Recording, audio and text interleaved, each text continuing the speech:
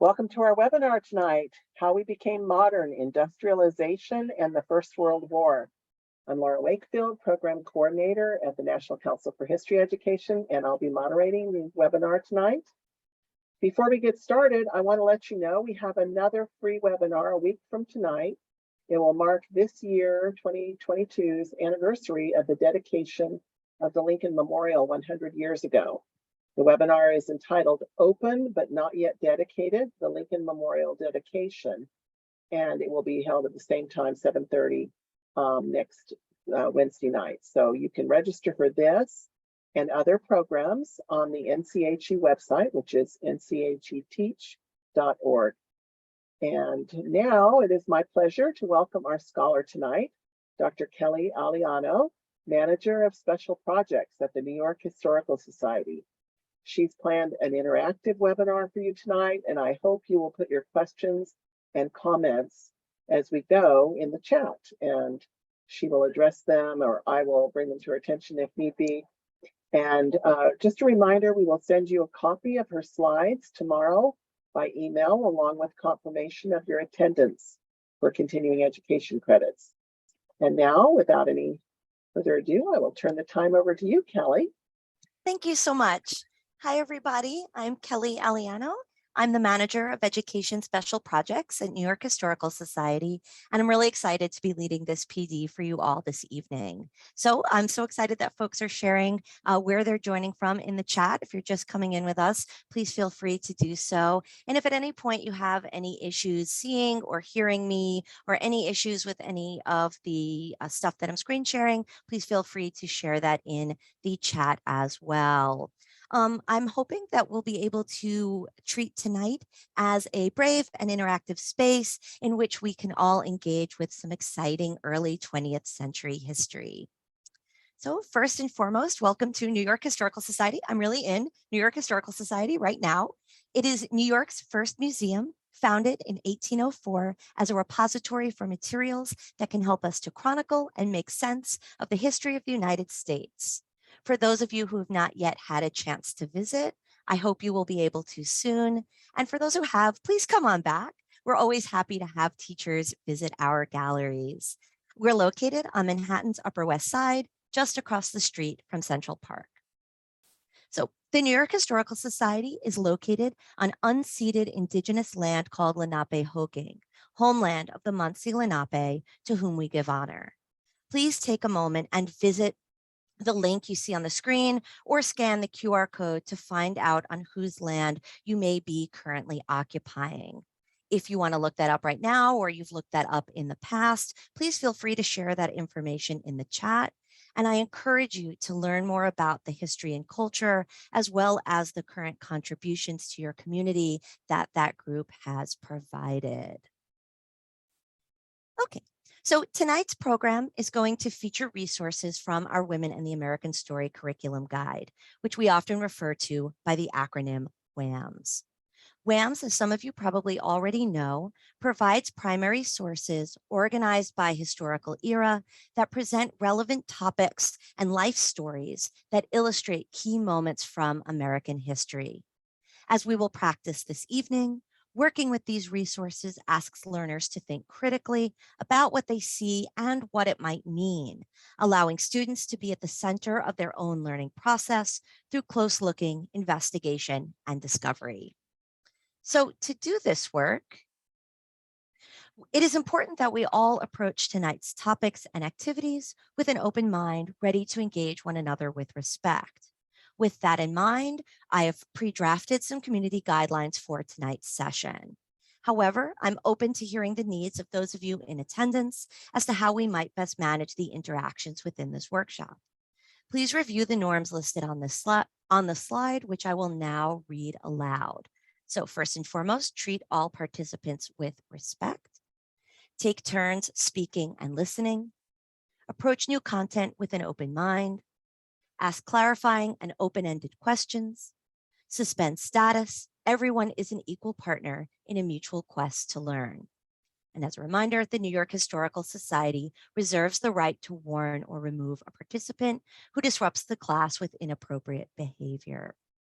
So I'm just going to give everyone a moment to consider the norms. And please, if you have any comments or suggestions or questions about them, please feel free to drop those in the chat.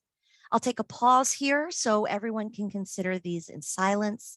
Use this time to read and reflect on what's listed on the slide.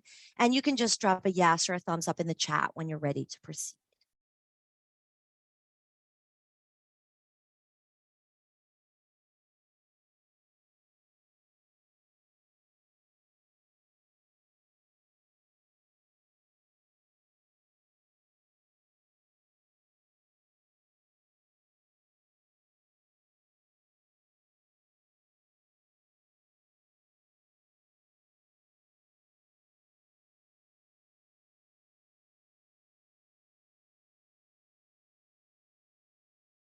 It seems like quite a few folks have given me that go ahead if questions or concerns are brewing for you and you weren't able to drop those in the chat that quickly. Please feel free to do so even as we move forward.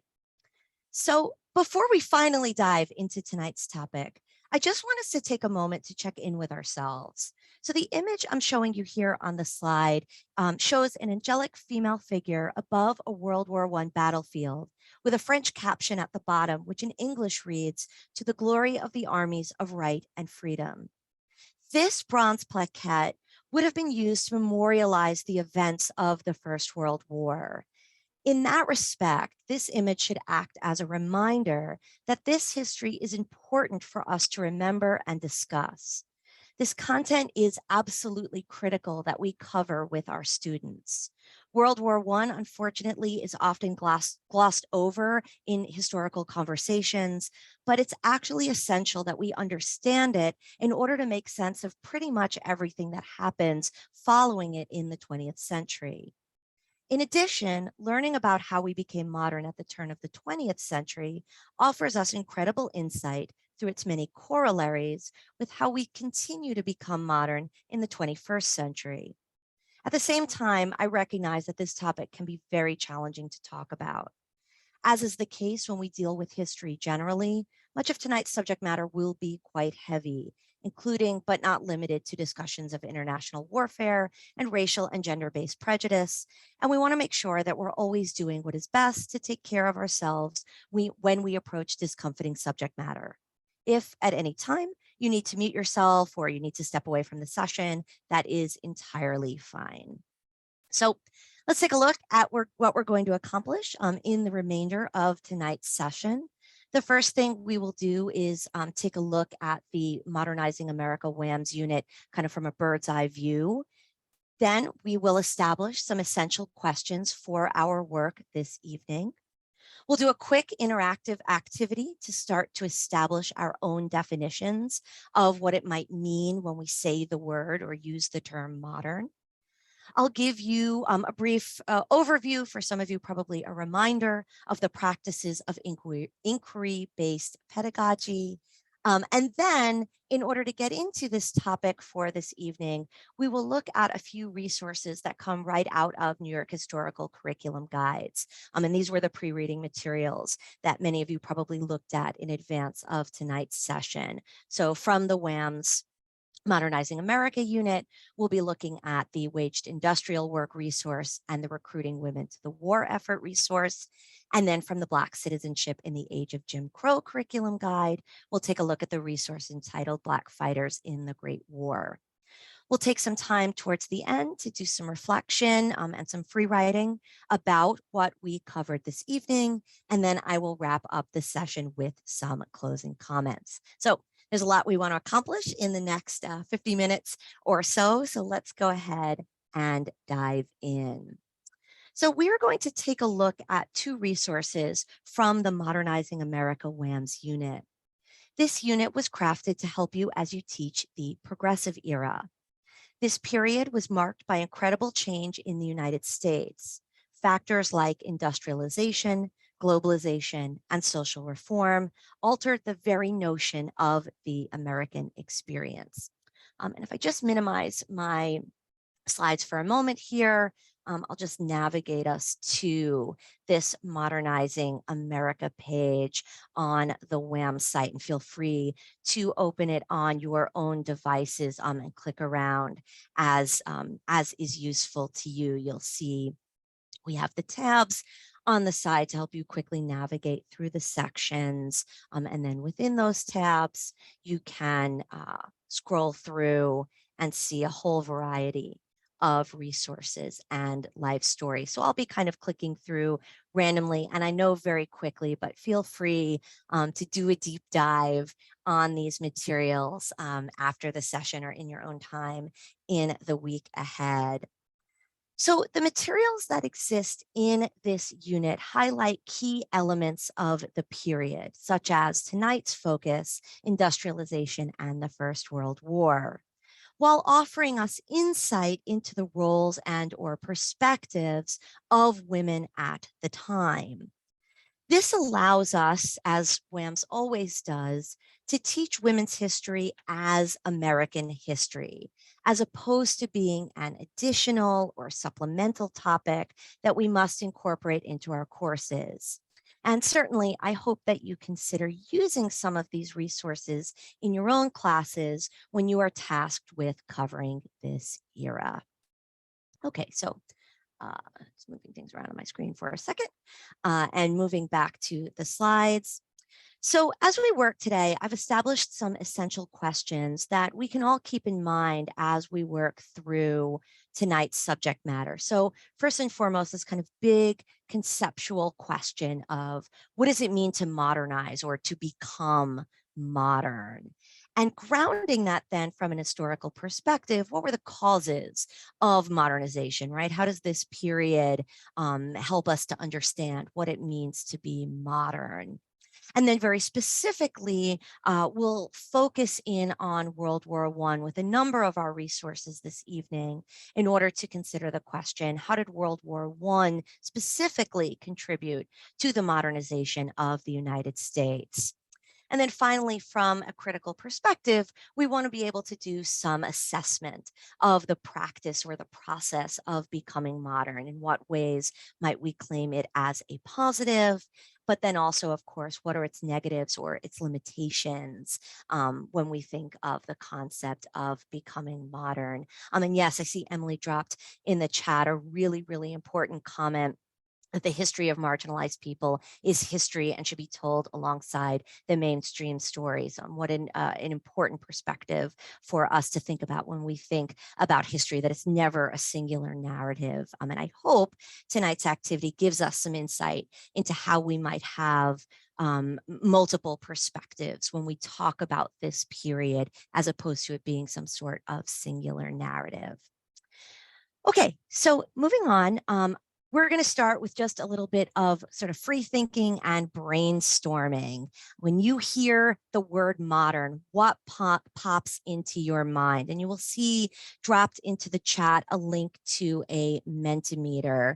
And for those of you who've not used this before, Mentimeter is an opportunity to just share very short responses, and all posts are anonymous. And I set it up so that if you have a few ideas of what modern means, you can share those without having to feel limited.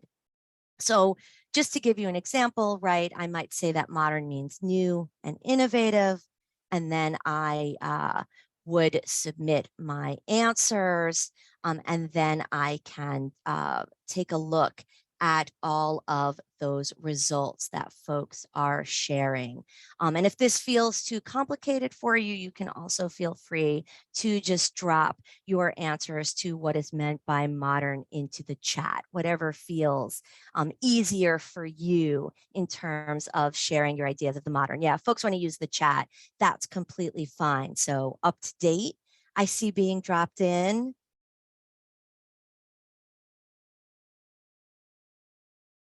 Current, excellent. Post-industrial, ooh, I like that one. Cutting edge, yeah, I think about that term a lot when I think about the word modern.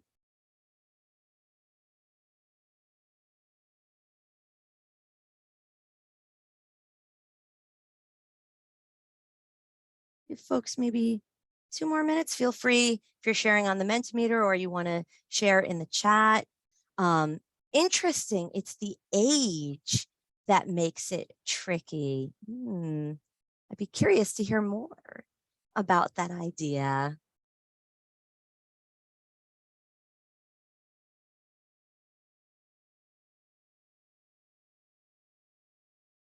So I'll give folks just another minute to share any thoughts that you might have on what it means to be modern. I see greater freedom coming into the chat. Social media, I'll tease. I have a little note about that because it sounds like an era. Yeah, this is such an important point Joanna is raising, that the whole idea, right, of a modern age or a modern era feels like it suggests something that we're periodizing, right? That there's a point in time that is modern, which is so complicated because, right, time is always moving forward. And if I'm claiming that the turn of the 20th century was modern, but I'm also claiming it's new, there seems to be a lot of complexity that's happening there. Ryan, great comment about globalized world, mechanical transportation. Jeremy, I totally agree. New.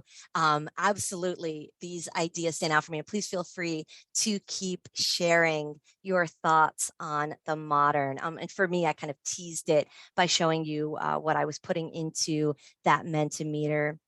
Modern is associated with being new. I often think of it in reference to ideas of innovation and potentially to, excuse me, and potentially having some connection to change, right, to forward motion in some way. And I find it difficult to separate my thoughts about the modern from the conversations of the technological. And I see folks sharing things like post-industrial, globalization, mechanical transportation, and that really resonates for me, that it feels like the modern must have some connection with the mechanized and with the technological and with the scientific in some way. It seems that, right, when we become modern, it must have something to do with both the adoption of new technologies, but also the ways in which those new technologies continue to change us. So clearly, what we're discovering is that the shift to becoming modern involves a lot of key facets: newness, innovation, technological advancement, and so forth. From an historical perspective, and I love that we got into talking about periodization just a moment ago, this concept of the modern age, right, or becoming modern as we're theorizing it tonight, is often associated with the turn of the 20th century. And I think that's because this was both historically and symbolically a major turning point for much of the world. This was a moment where many new technologies, social reforms, and globalization were ushered in at an unprecedented rate.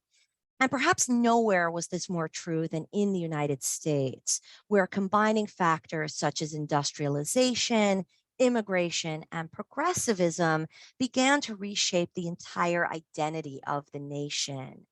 And these trends, they had begun before the second decade of the 20th century, but were then further intensified by the United States' entry into World War I in 1917.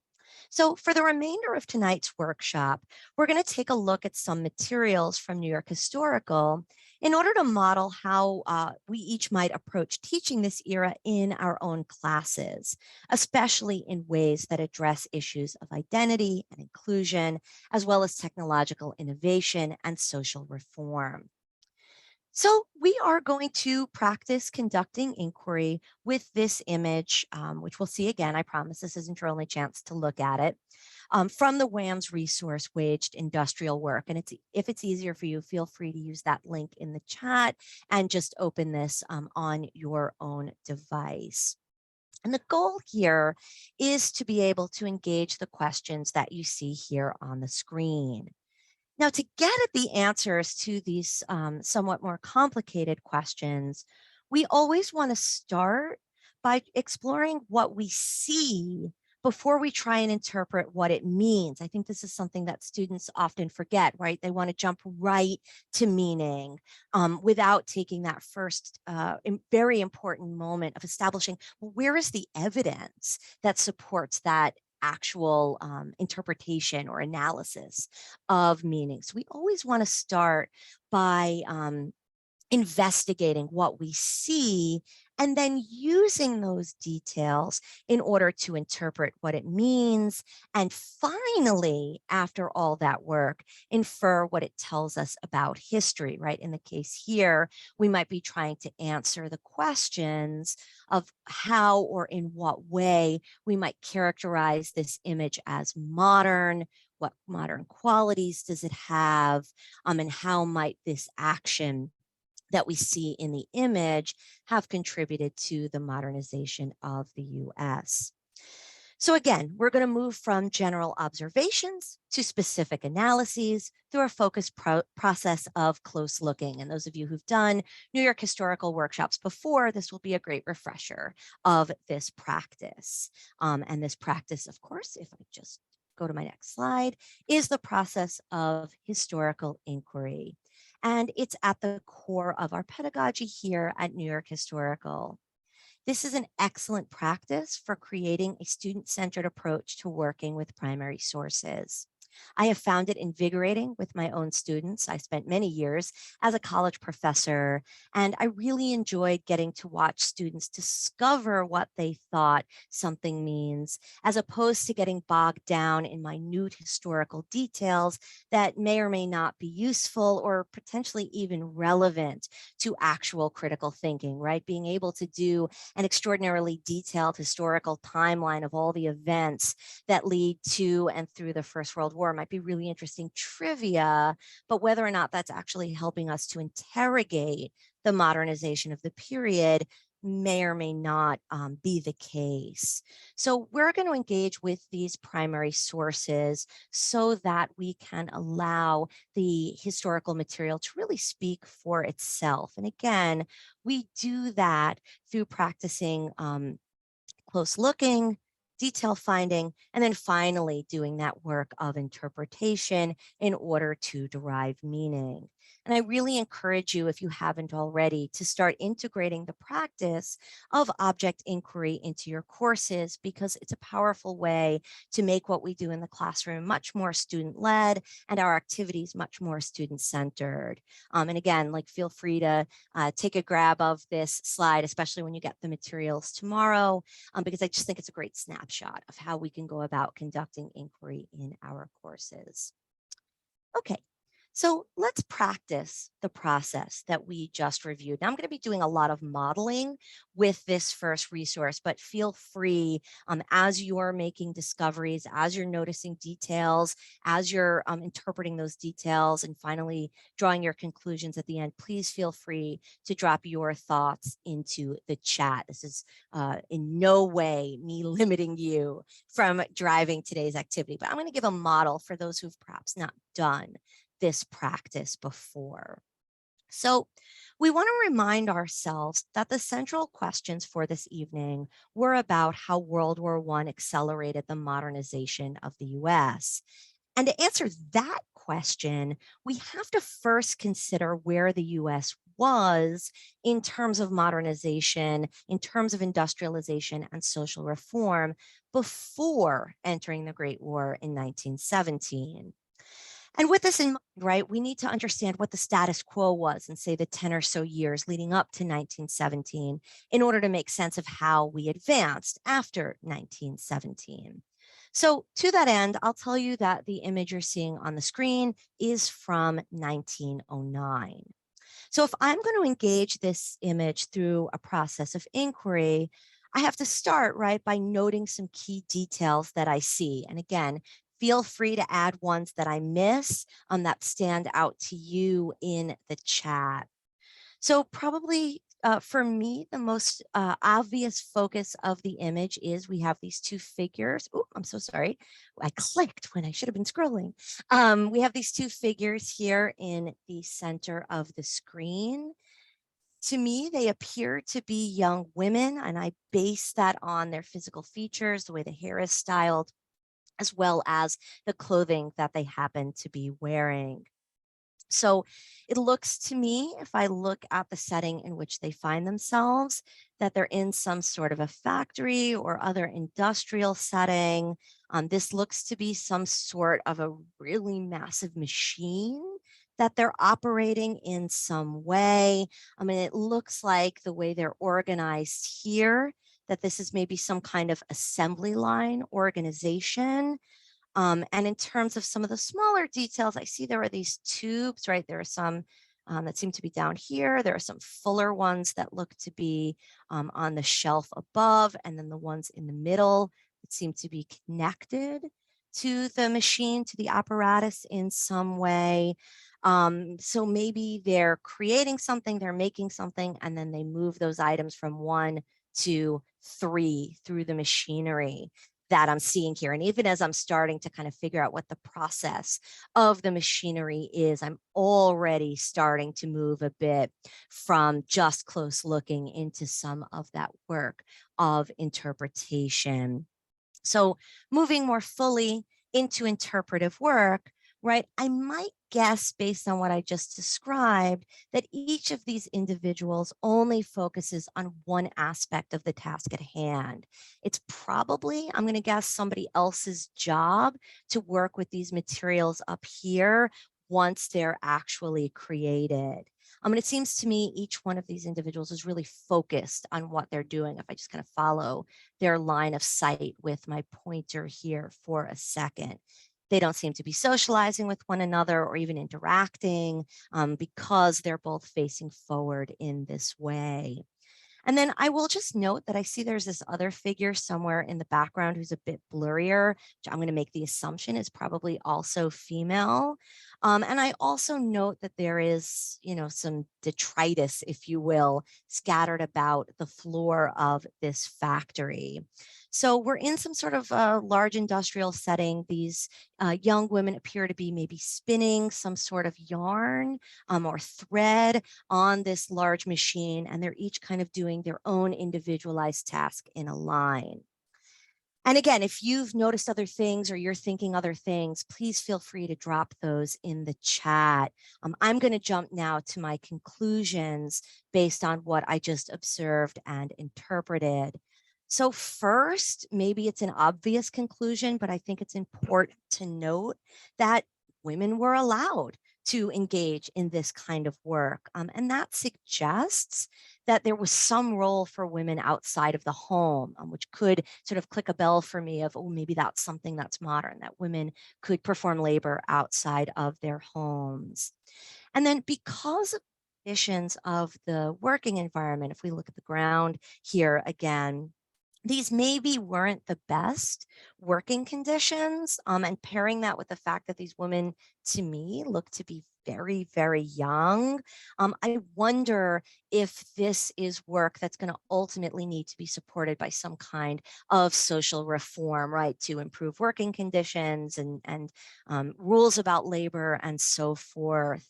And I wonder, because they're so young, perhaps they do this work in order to support a family. Maybe they've got aging parents at home or young children, and they need to contribute because those folks can't work on their own behalf. Yeah, the one to me also really does look 12. I completely agree with that observation that folks are dropping into the chat. So I might infer social norms surrounding work and gender roles that they're beginning to change in this period. But I also wonder about the class implications of what I see here. I know a bit, right, about women's fashion of the period, and I can tell these aren't the fanciest dresses that I might be seeing on these young women.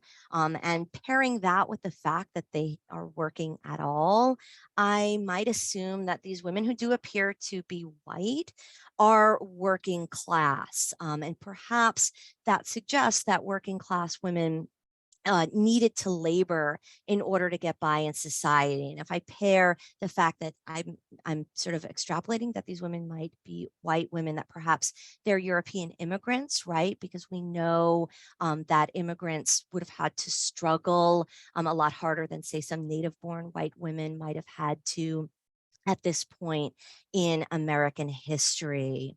And then, of course, from a technological standpoint, we can see that the nature of work has changed, right? If we looked at this against images of, the more agrarian society of an earlier point in the 19th century, we would realize, right, things have changed a lot in terms of what constitutes work or labor.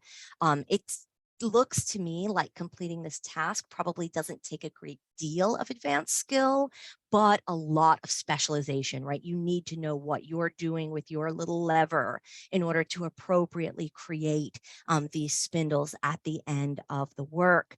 And it looks like you do that one task all day because this seems to be a very streamlined sort of process.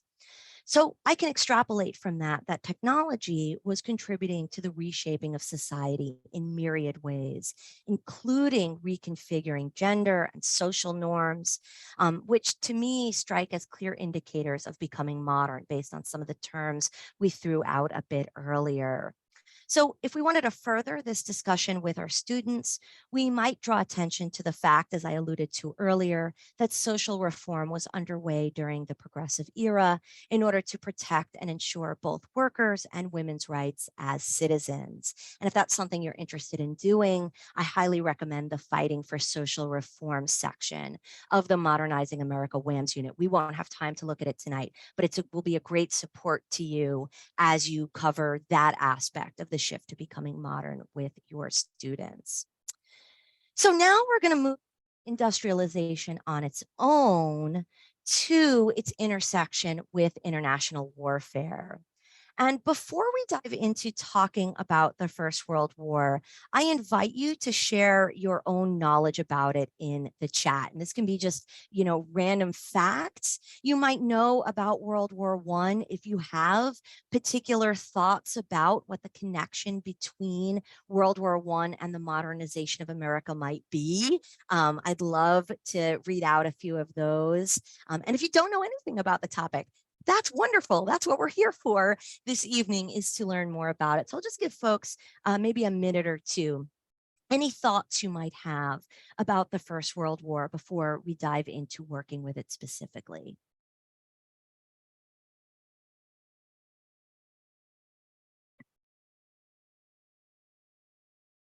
Again, it can be random trivia if you just have some facts in your back pocket about the First World War you'd really like to share. I'm here for that. Yep, absolutely. There were a lot of new weapons in World War I.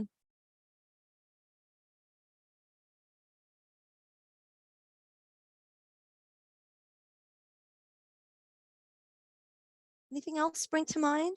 Yep, trench warfare, absolutely. Yeah. The whole idea, right, of this war was really hard to pin down exactly why it was happening. Questions of isolationism, and those continue in the period following the First World War, especially here in the US. Absolutely, there's a complete redrawing of international borders after World War I. Very good. This period that we're talking about really brings in a lot of change for the styling and presentation of women. And yeah, I totally agree. Great propaganda posters. I could just do posters from this period and never stop being entertained. I actually haven't watched Horrible Histories. I'll have to check that one out. There's a great set of videos from the History Channel that I've looked at as well. So I'm super grateful, Gary, for that recommendation, because I'm going to take a look at those because I'm always looking for good videos to use to kind of flesh out my own knowledge about World War I. So we're hitting on a lot of the really important stuff here. And clearly, right, as we just talked about with waged industrial work, a lot of change was already taking place in terms of modernization, but perhaps no factor was more significant, at least in terms of the accelerated pace at which the United States became modern, than World War I. Then called the Great War, as no one could have envisioned it as having a sequel, it was bloody and violent on an enormous scale. Trench warfare, mustard gas, advanced weaponry such as tanks and machine guns created horrors heretofore never before imagined. And yet, in terms of modernization, World War I also ushered in advancements in nearly every aspect of society and culture. So this should serve as a reminder to us that becoming modern does not come without a cost. It's not always a smooth development from one era or mindset to the next. The terrible, cannot underestimate how terrible the costs of World War I were. Also very clearly altered the nature of Europe and the United States. As folks were mentioning in the chat, international boundaries were redrawn. It was a huge reason why influenza spread across nations. Technological development accelerated after the First World War. And in fact, art movements and philosophical ideas blossomed in the wake of all the violence and devastation. There was perhaps no aspect of European or American life left unaltered by the events of the First World War. So to illustrate this, we're going to take a look at the two images, two of the three images from recruiting women to the war effort. There is a third on the page, but we're just going to work with the two that are on this slide and then the subsequent slide. And we're going to use these to try and think about the changing role of women in the era.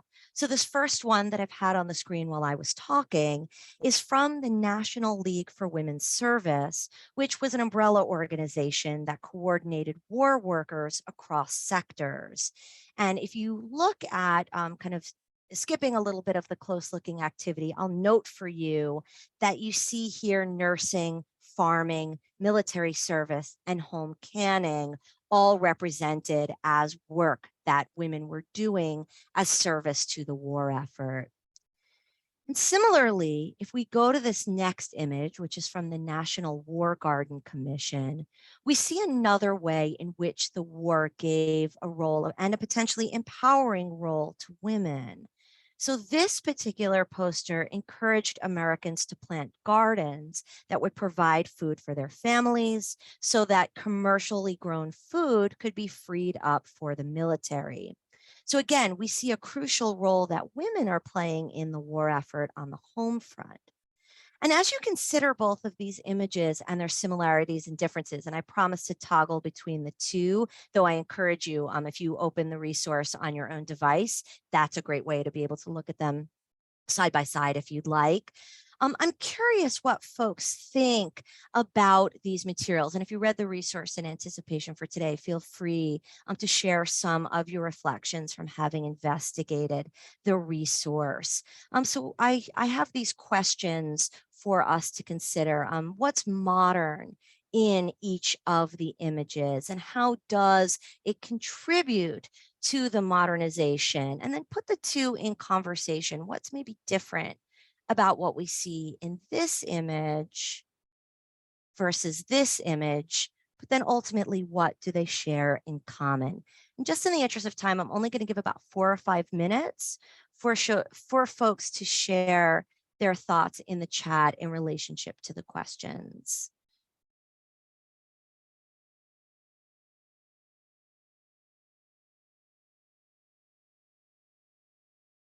Yeah, there's definitely some interesting markers regarding the haircut and the styling of clothing. The women's hair, extrapolating from what Robert said here in the chat, is quite short compared to what we might be used to seeing on women. Very different sorts of clothing than we saw in the 19th century. Interesting emphasis on the man versus the woman, right? Who does what work and what that looks like. I even might connect that to the comment about clothing, that the woman here on horseback appears to be in a more masculine attire of the time versus this woman who seems draped in the American flag like a dress. I totally agree, Joanna. I think this woman on horseback really looks strong and independent. And I think there's an interesting comparison between her on the horse and the woman here who's reaching up towards her. And then both of those in comparison to this almost kind of like idyllic or angelic look that they gave to the young woman here. I think about those red cheeks and the big blue eyes and that kind of proper expression she's got. About 2 more minutes for folks to share thoughts. Yeah, I agree. There seems to be a sense of reaching for that power or that influence. As I said earlier, I think there's so much you can do with propaganda posters. Yes, they seem to look at her with a great deal of admiration. The idea, right, of this being aspirational, I think is present throughout this image. Even if you scrutinize the way the line, right, is drawn, it seems to point directly towards this stronger figure and her American flag here. Any last thoughts before we move on?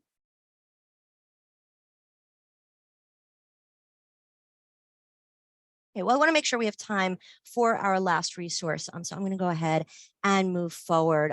But what folks are reflecting on here in the chat, I think, is all excellent observations and interpretations. Because clearly we see in these two images that women were taking a more prominent role in society, while at the same time, potentially implicit in these posters is a kind of reminder of women's place in society, whether that's in the home or whether that's some sort of aspiration to be more powerful that they don't quite have yet. So the first image, as we said, it shows us a wide range of industries in which women took on sometimes leading roles. And then the second image here puts women back into a more recognizable sphere, that of the home, showcases that women had a vital role to play in the war effort.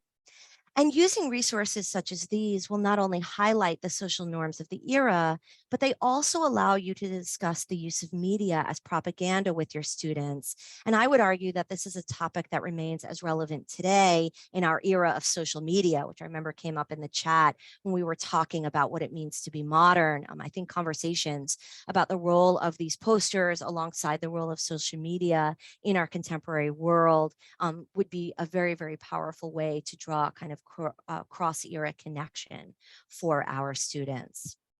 So our the final resource we'll work with during this session is from our Black Citizenship in the Age of Jim Crow curriculum guide. And this resource is really, really great for looking at the actual events of World War I itself. And I'm sure that's something that you're going to want to do with your students when you cover this period. So by using this resource, we can pivot away from exclusively thinking about modernization and the role of women in society and open up the discussion to consider how modernization intersected with race in America in the early decades of the 20th century. So this resource will be a reminder for us that similar questions about the limitations of modernization that existed for women were present for Black Americans as well. So I have an activity that we can do with this material. So I'll take you to the Padlet in just a moment for doing this activity. But first, before we move to the Padlet, which will be to record our final kind of conclusions in relationship to the question, let's just take a moment and really look at this image here, which is reproduced from page 64 of the curriculum guide. Anything in maybe the next minute or two you want to drop in the chat that stands out to you in looking at this image?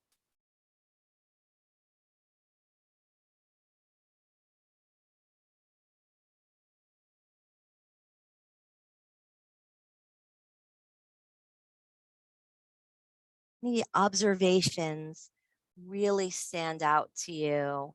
I encourage you, if you can't quite make out in the reproduction here on the side here, it says colored men, the first Americans who planted our flag on the firing line. The bottom here says true sons of freedom.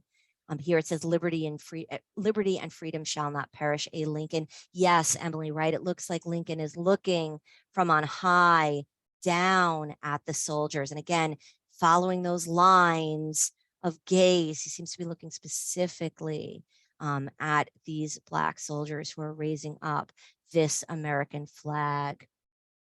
Anything else stand out? Yeah, it's a very powerful image.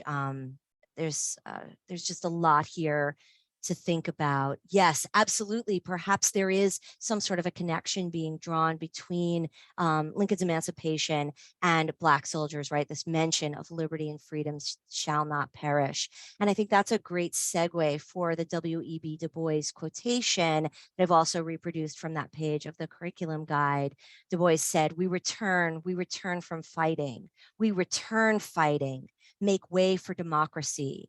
We saved it in France, and by the great Jehovah, we will save it in the United States of America, or know the reason why. That there seems to be, right, this continuum from the period of the Civil War, from Lincoln's Emancipation Proclamation, straight through this kind of long process of civil rights to the period of the First World War. And thinking about what you see in this image, right, knowing this poster maybe has some of the qualities we were just talking about with the posters we looked at before in terms of promoting a particular idea or a particular agenda, and pairing that with the Du Bois quotation, what does it potentially seem like they are calling for here or asking for here? Yes, absolutely, Catherine. This is great. That these soldiers fought for freedom or for this concept of democracy, and therefore you have to do the same for others. That if they fought for freedom in Europe, that they should be entitled. Black soldiers should be entitled to the same freedoms, the same democracy when they come back to the U.S. And an interesting observation you make there about the kind of performative vibes. And I think there's a great conversation you could have between this and some of the stuff that even gets posted right in our contemporary moment. Like, how, to what degree do we believe in the authenticity of posters, and to what degree do we think that this is, I don't know, in some way performative. I like the word that you used there. And capitalizing on an unfulfilled promise, I think, is a really interesting comment that you raise. Okay, to give everybody a chance to share some thoughts here, I'm going to go ahead. I'm just going to toggle over to the Padlet, but you can feel free to open it from the link in the chat. So these are the same questions that were listed on the slide itself. For those of you who've not used Padlet before, if you hover over this green circle with the black plus sign in the middle, it'll become a pencil. And then you can go ahead and you can make a post. And if you want to claim it, you could put your name as the subject, and then you could write your response in the text box here. And when you're done, you can click publish. Again, in the interest of time, I'm only going to give about maybe 6 or so minutes for folks to make their posts. But I'm curious what messages for you about Black soldiers are conveyed in the image, and why would taking part in the war have changed the expectations of Black veterans? And then why do you think white Americans turned on them after the war? So like I said, I'm going to stay on the screen so I can be seeing and sharing out what folks are posting as they post. But we're only going to stay on this till about 8:23, 8:24 on my clock, which I know isn't a lot of time. I apologize for that. Very good. I agree. The poster implies that the Black soldiers were an integral part of World War I.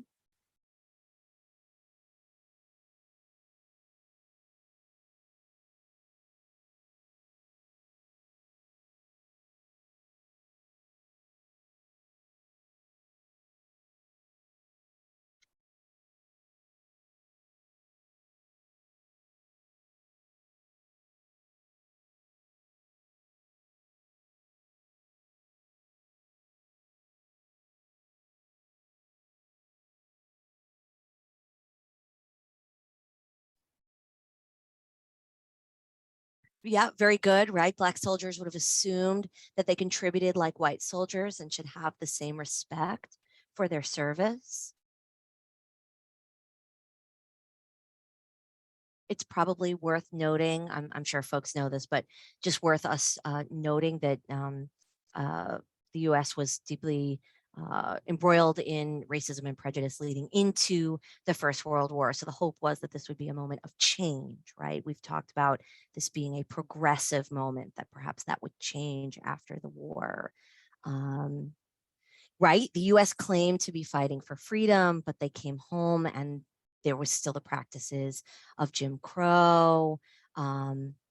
Certainly implicit in the poster is the possibility, right, that it was Black soldiers whose contributions led specifically to victory, which I think investigating actual stories of actual regiments could be something really fascinating to do with your students and see exactly which soldiers did what during the war to understand how those contributions were shaped. Yeah, very good. True sons of freedom. Black Americans sacrificed their bodies, often stationed on the front line, to propel the success of the US and Allied troops. I think that's beautifully put. I'll give folks maybe 2 more minutes to share their thoughts. I'm sorry, I missed this one, but I think this is a great response, that there would have been the expectation that they would return, right, to feeling respected here in the US, but that white Americans perhaps used that to further their prejudices and their biases. Absolutely fighting for the same ideals as Lincoln, and they were expecting to receive the same democratic values at home that they fought for overseas, but white Americans didn't want to give up, right, their position and their power in American society. These are fantastic responses that folks are sharing, really thoughtful engagement with the material.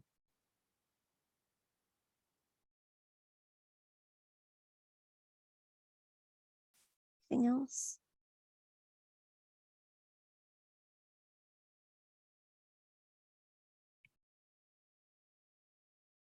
Seems to have quieted in the land of Padlet, but I'll give it just another 30 seconds to a minute.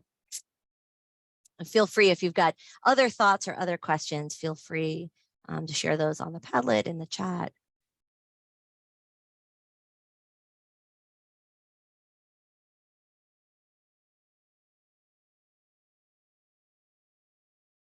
Awesome, folks.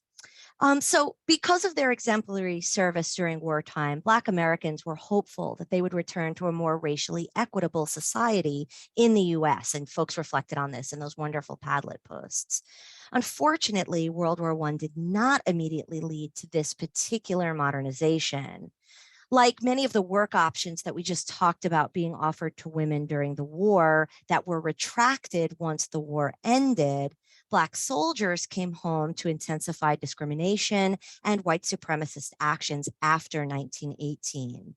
And if this is a subject that you want to get into in more depth, kind of trace a longer historical trajectory of the long fight for civil rights, the Black Citizenship in the Age of Jim Crow curriculum guide is really, really useful in working all the way from the time of Reconstruction right up through the what's usually claimed as the civil rights movement in the 1950s and 60s, to see that continuum in this period kind of right in the center of that trajectory.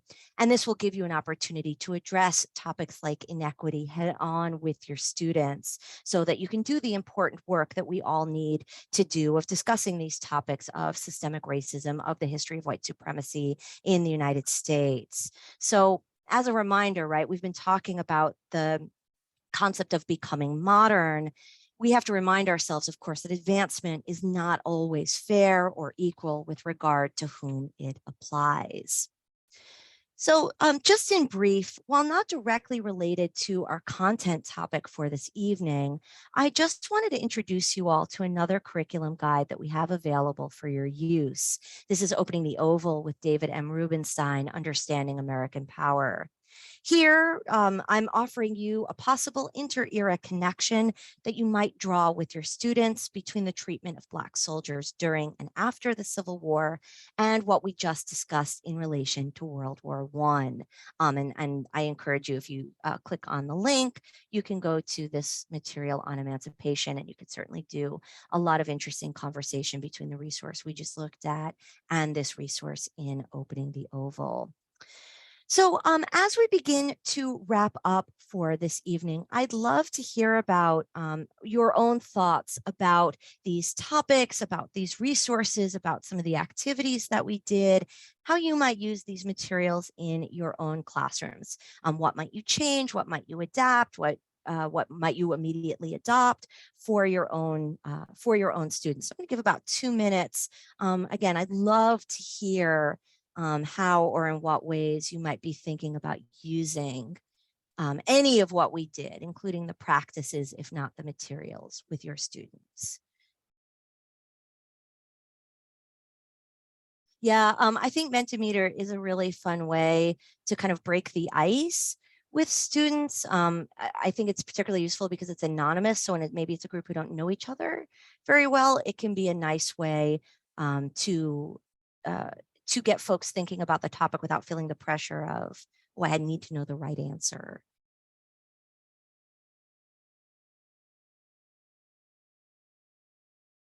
Your thoughts about how you might use these materials in your class?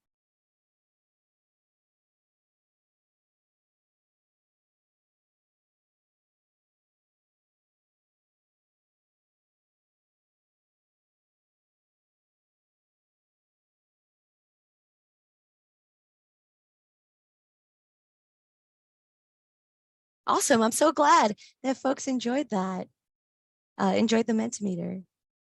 Yeah, the propaganda posters. I think they're so provocative. I think there's so much conversation to be had. I really encourage, I think there's a lot you can do with like propaganda posters and things like that come out of meme culture that could be really fascinating.